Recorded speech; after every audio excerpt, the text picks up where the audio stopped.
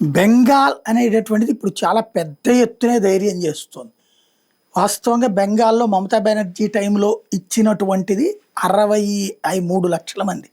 అనర్హులని తేలింది బెనిఫిషరీస్.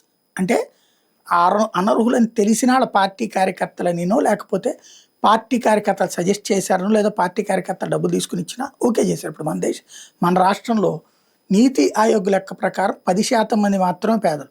కానీ white ration కార్డులు 1,50,00,000 ఉన్నాయి. ఇప్పుడు ధైర్యం చేస్తోంది ఈ ప్రభుత్వం, చేయట్లేదు. దానివల్ల ఇప్పుడు పెన్షన్లకు సంబంధించి 70 లక్షల దాకా అయ్యింది. ఇప్పుడు 10 లక్షలు తీస్తే 6 లక్షలు తీస్తేనే ఇప్పుడున్న ప్రభుత్వం ప్రతిపక్షం రచ్చరచ్చ చేస్తుంది. ఇదివరకు వైసీపీ అట్లా తీస్తానికి ప్రయత్నిస్తేనే తెలుగుదేశం జనసేన రచ్చరచ్చ చేసినాయి. రాజకీయాలకు అతీతంగా చేయగలిగే దమ్మన్నా ఉండాలి, లేదా అవతలోడు ఏం చేసినా పర్లేదు నేను జనాలకు కన్విన్స్ చేసుకోగలను అన్నటువంటి దమ్మన్నా ఉండాలి.